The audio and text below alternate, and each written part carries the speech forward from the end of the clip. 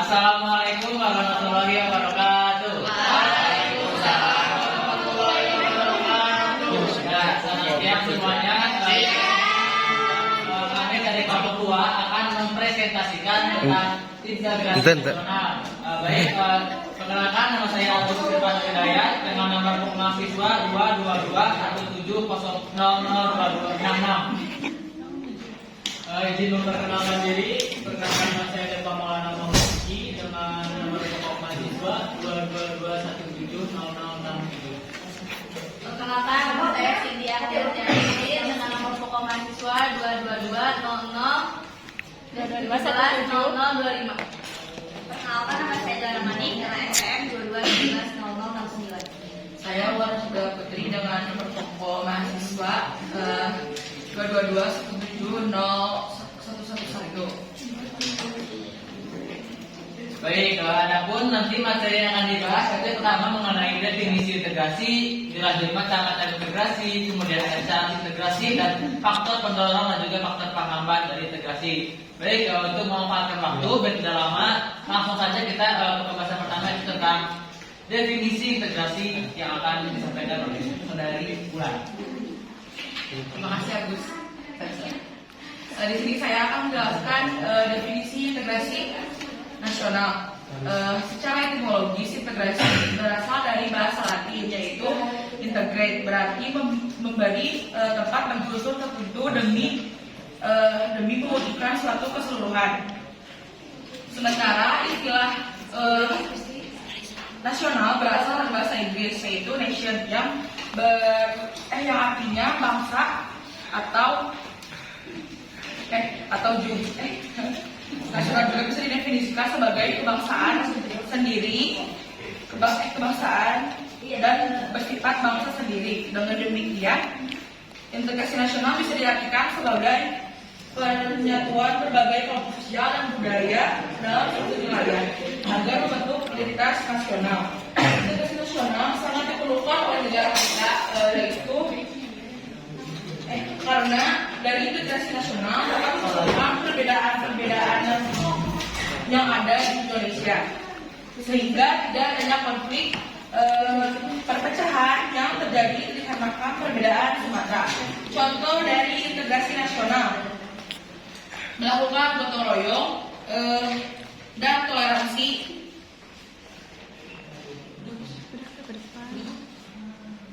Slow motion.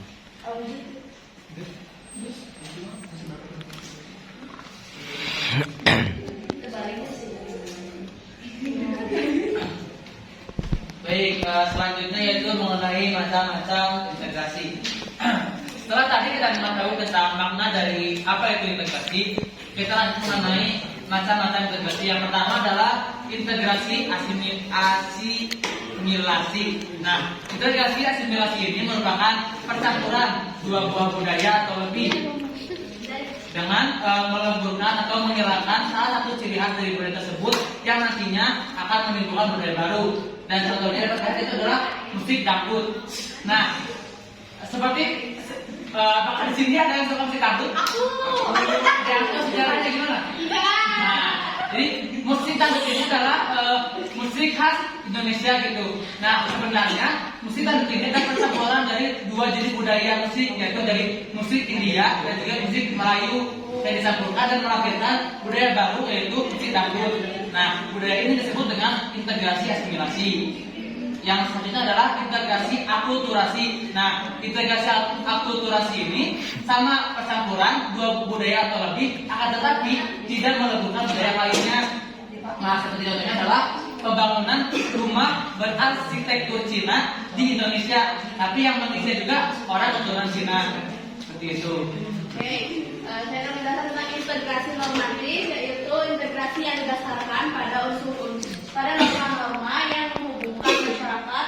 Contohnya suatu masyarakat desa yang mempunyai semboyan bersatu.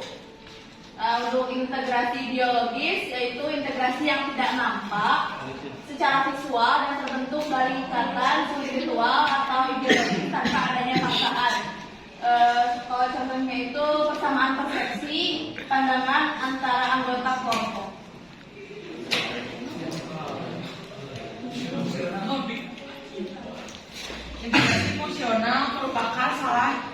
bentuk integrasi sosial. Oleh karena itu, integrasi fungsional selalu berkaitan dengan perbedaan-perbedaan yang ada di masyarakat, khususnya perbedaan yang berhubungan dalam fungsi-fungsi tertentu dalam sebuah masyarakat atau lembaga sosial. Integrasi sosial ini tersusun secara terstruktur sehingga setiap individu memiliki peran untuk menjaga dan memelihara hubungan sosial yang aman, damai, dan tentram.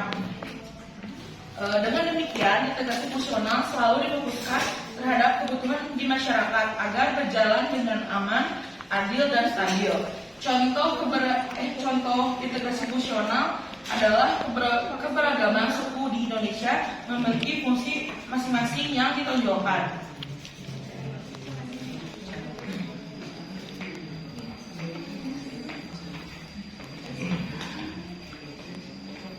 Baik, selanjutnya adalah tentang syariat integrasi.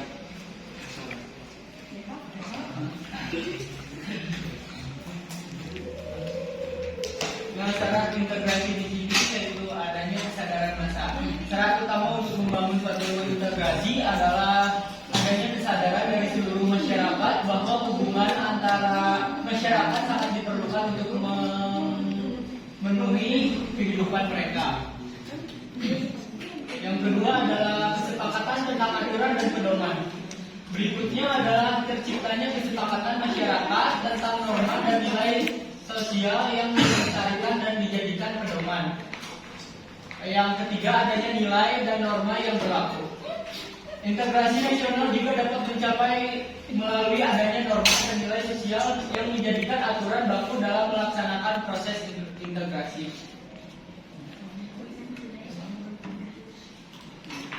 Nah, yang selanjutnya yaitu faktor pendorong integrasi. Yang pertama adanya rasa senasib dan keperjuangan. Ini maksudnya adalah perasaan yang muncul karena orang-orang yang memiliki latar belakang sosial, budaya, dan sebagainya yang sama. Nah, kemudian persamaan ini memunculkan kedekatan emosional antar individu yang mengarah pada cita-cita masa depan yang sejalan sehingga diperjuangkan secara bersama-sama. Nah, yang kedua adanya ideologi nasional yaitu Pancasila.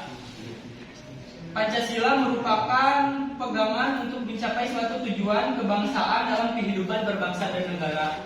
Di dalam Pancasila ini memiliki 5 sila yang masing-masingnya memiliki faktor pendorong dalam integrasi. Dalam sila pertama yaitu ketuhanan yang Maha Esa. Dalam sila ini yaitu memberikan kebebasan untuk memeluk agama masing-masing. Negara juga tidak memaksa seseorang untuk memeluk agama yang dituju. Lalu sila yang kedua yaitu kemanusiaan yang adil dan beradab. Dalam sila ini contohnya itu ya saling menghormati antara individu maupun kelompok. Nah, yang ketiga itu persatuan Indonesia. Dalam sila ini bertujuan untuk selalu mementingkan kelompok dibanding individu. Yang keempat, kerakyatan yang dipimpin oleh hikmat kebijaksanaan dalam permusyawaratan perwakilan. Nah, contohnya menuntut masyarakat untuk bermusyawarah dalam memutuskan atau memberikan solusi dan suatu masalah yang sedang terjadi. Kemudian yang kelima, keadilan sosial bagi seluruh rakyat Indonesia. Nah, contohnya bersikap adil dalam memutuskan suatu permasalahan. Contohnya yang tadi ya, dalam musyawarah itu harus adil supaya tidak ada pihak yang dirugikan. Baik, saya akan melanjutkan faktor pendorong integrasi.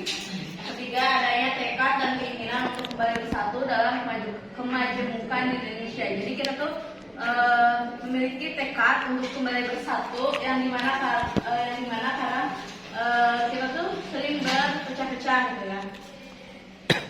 Yang keempat, kebersamaan dalam menghadapi ancaman negatif globalisasi yang dimana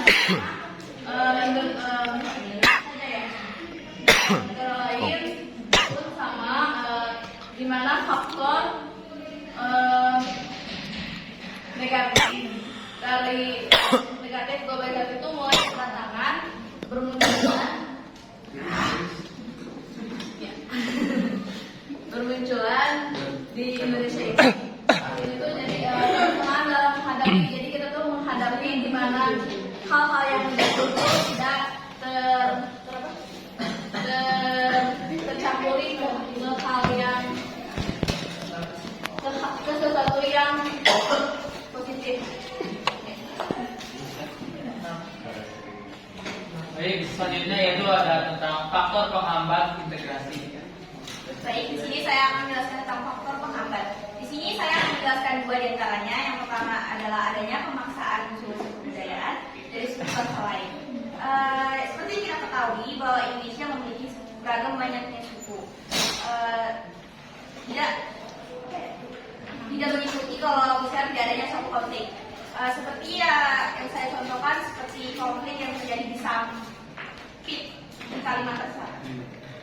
Itu terjadi antara dua etnis, antara Madura, etnisnya Madura dengan budaya asli. Yang kedua yaitu adalah konflik yang terjadi di tengah masyarakat.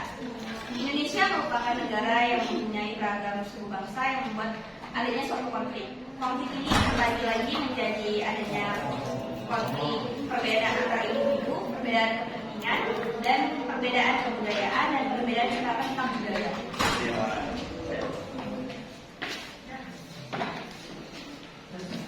Baik, selanjutnya itu ada tentang adanya fanatisme terhadap sesuatu yang berlebihan, gitu kan? Seperti yang kita ketahui bahwasanya integrasi ini adalah persatuan, gitu kan, menyatukan kelompok-kelompok untuk bersatu. Sedangkan apabila terjadi adanya suatu sifat fanatisme dalam kelompok tersebut, maka integrasi ini akan terhalang, gitu.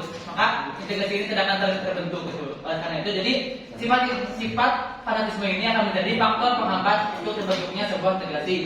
Selanjutnya itu adalah adanya dominasi dari salah satu suku bangsa. Nah, ini juga sama dengan tadi fanatisme, itu sedikit berkaitan bahwa ketika ada suatu suku bangsa yang lebih dominan dibandingkan dengan bangsa yang lainnya, kemudian integrasi ini itu tidak akan terbentuk dirinya, gitu. Karena kan seperti tadi lagi kita awal bahwa integrasi ini bertujuan untuk menyatukan seluruh masyarakat Indonesia untuk bersatu, gitu kan. Dan yang terakhir itu adanya permusuhan antara suku. Nah, ketika terjadi permusuhan antara suku di Indonesia ini, ya pasti semua sukunya itu tidak akan bersatu, gitu. Dan kemudian integrasi bangsa ini tidak akan tercapai. Baik, jadi kesimpulannya, integrasi nasional adalah bagian penting dari terbentuk sebuah negara. Karena apabila sebuah bangsa ini semua masyarakatnya terpecah belah, maka tidak akan terbentuk integrasi dan bangsanya tentu akan hancur. Mungkin cukup sekian presentasi dari kami kelompok 2 mengenai integrasi nasional. Untuk selanjutnya yaitu sesi tanya jawab.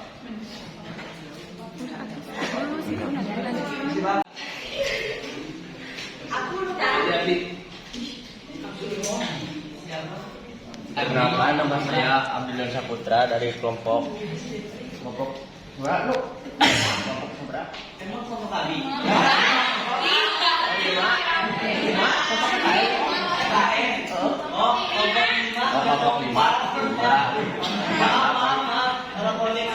Tadi kan disebutkannya syarat-syarat integrasi dulunya.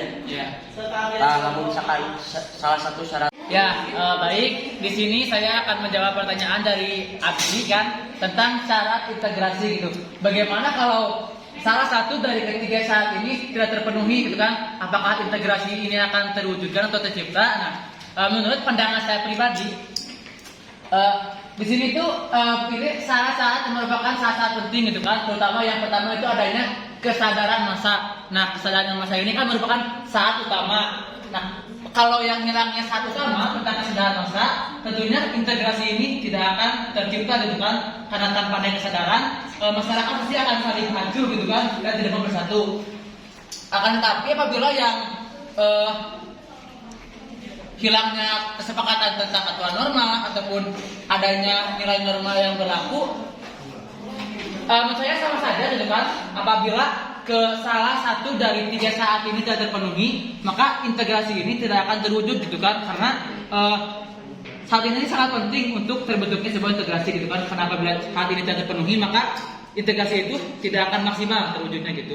Mungkin menurut saya seperti itu. Apabila ada yang ingin menambahkan, silakan mengacungkan tangan, nanti bisa pulang. Sembari menunggu jawaban, kita akan lanjut dulu ke pertanyaan selanjutnya. Tangan dari bawah. Itu biasanya akan terjadi gitu. 1, 2, 3. Iya, besar tadi cara mempertahankan integrasi nasional di era globalisasi di era globalisasi di kalangan remaja ini. Menanyakan bagaimana cara mempertahankan integrasi nasional dalam era globalisasi saat ini di kalangan remaja. Jadi kita sebaiknya tidak berperilaku rasis, terus memberikan kebebasan beragama kepada orang lain, jangan memaksa. Ya gitulah pokoknya mah. Terus toleransi kan, bertindak sesuai peraturan yang ada di masyarakat, di sekolah maupun di manapun. Terus menumbuhkan sikap penuh rasa. Lalu yang terakhir ada ikut serta dalam kegiatan di masyarakat. Jadi kita harus aktif di dalam masyarakat agar makin maksudnya lebih dekat, lebih mengenal. Gitu. Sudah. Karena saya tadi seperti akan bertanya apakah dinamika mengenai tidak tercapainya hak rakyat akan menimbulkan integrasi nasional? Apakah dinamika Mengenai tidak tercapainya hak rakyat apakah dinamika mengenai tidak tercapainya hak rakyat akan menimbulkan disintegrasi nasional? Akan menimbulkan, karena integrasi itu akan tercapai jika semua masyarakat bersatu. Nah, jika tidak integrasi itu kan terwujudnya tuh oleh kesetaraan ya. Jika ada salah satu masyarakat yang misalkan tidak dipenuhi keinginannya, maka akan menimbulkan disintegrasi di mana. Contohnya itu BBM sekarang ya. BBM sekarang ditaikan kepada orang-orang yang katanya digunakan oleh orang kaya, tapi menimbulkan konflik karena apa? Dari mulai BBM naik, harga pokok dan segalanya pun mengikut naik, di mana harga minyak dunia sekarang tengah turun, tapi BBM di Indonesia ditaikkan oleh pemerintah. Ya. Izin bertanya, perkenalkan nama saya Samsa Dilasa.